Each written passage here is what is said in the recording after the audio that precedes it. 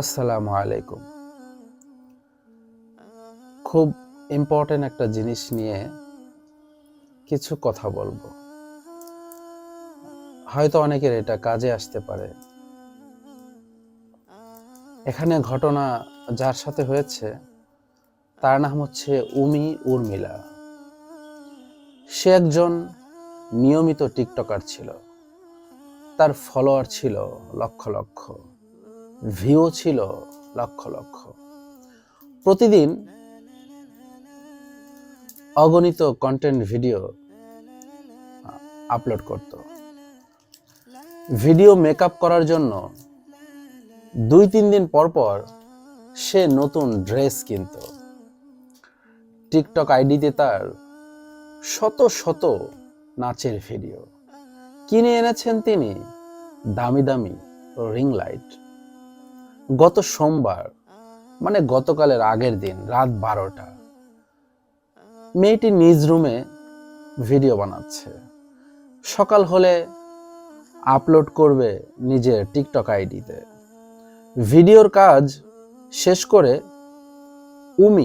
নিজ বেডে শুয়ে পড়ে এবং দেখা শুরু করে অন্যান্য টিকটকারদের ভিডিও।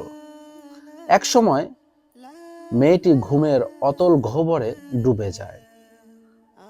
পরের দিন মানে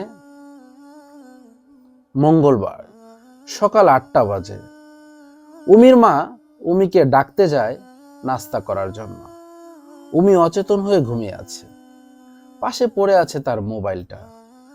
হাতে নিতেই দেখা যায় রাতে টিকটক ডান্স দেখতে দেখতেই সে ঘুমিয়ে পড়েছে।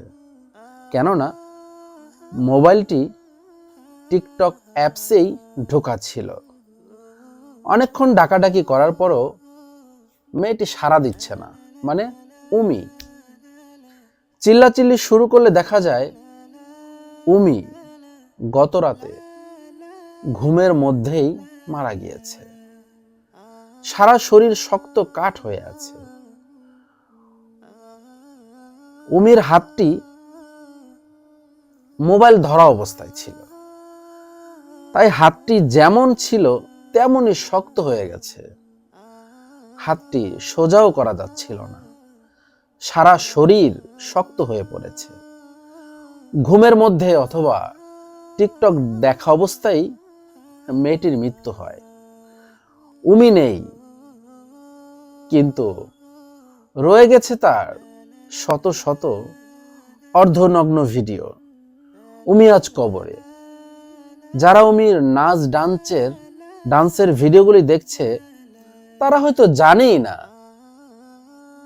যে সেই মেয়েটি অলরেডি কবরে চলে গেছে, মেয়েটি মৃত। আফসোস, মানুষ তার মৃত্যুর পরেও নিজের পাপকে জারি রেখে যায়। যদিও ভিডিওগুলি ডিলিট করে দেওয়া হয়, তবুও কিয়ামত পর্যন্ত এই গুনাহ তার কবরে জারি থাকবে। কেননা সে তো আর নিজে নিজে ভিডিও ডিলিট করে আল্লাহ তাআলার কাছে তওবা করে যায় নাই। এভাবে অগণিত উমিরা কবরে চলে যায়, থেকে যায় তাদের জারিকৃত পাপগুলি। তো আসুন, যারা এই ভিডিওটি দেখবেন, মানে আমার কাছে মনে হয় যে সবারই কিছু না কিছু শেখার আছে। ধন্যবাদ।